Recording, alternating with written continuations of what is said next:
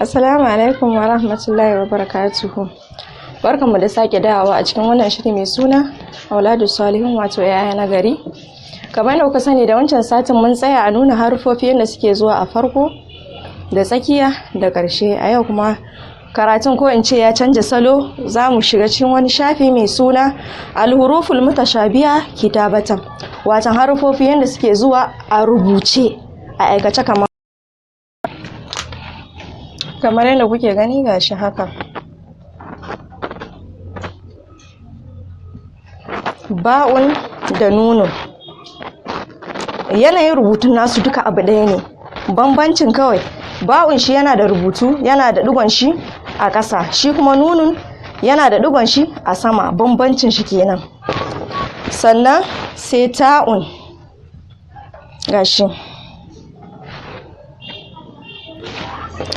ta'un da ya'un shi ma gashi, bambancin su ta'un shi yana da digo a sama, digon shi guda biyu a sama, sannan kuma ya'un yana da digon shi guda biyu a ƙasa.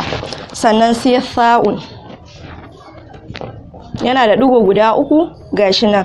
Sannan sai shinun shi ma gashi.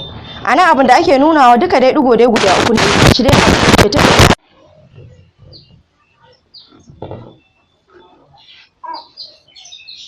da jimun da ka'un ga sunan. Jimun digon shi yana nan a ƙasa, sannan sai ka'un digon shi yana nan a sama. Sannan sai zayun da ra'un, shape ɗinsu da iri ɗaya ne, amma bambanci shi zayun yana da digo, shi kuma ra'un baya da digo.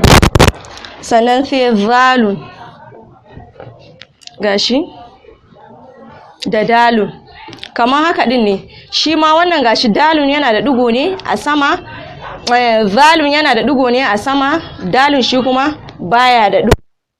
Sannan sai swadun da dwadun, gashi dwadun yana da digo a sama, shi kuma swadun bai da komai.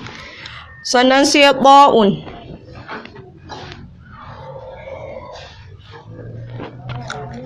zwa'un yana da digo a sama, ba'un kuma baya da digo.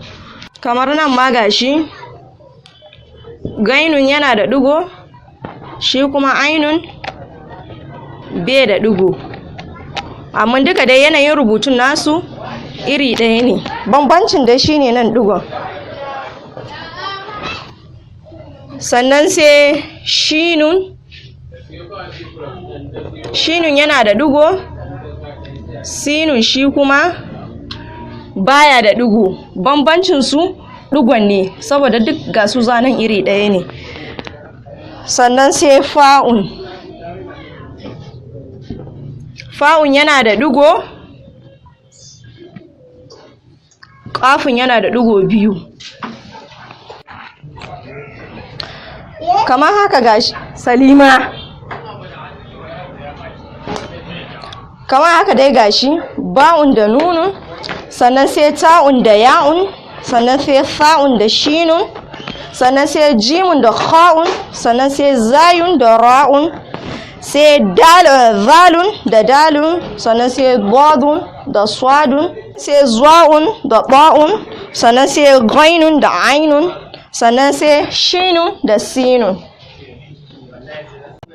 To kamar da yadda kuke gani, duka wannan darasan da ake muku a cikin wannan littafin yake. Malama sai ki nuna musu su gani. To masha Allah, wannan littafin yana da matukar muhimmanci ga ɗalibai. Sunan shi Nurul Bayani.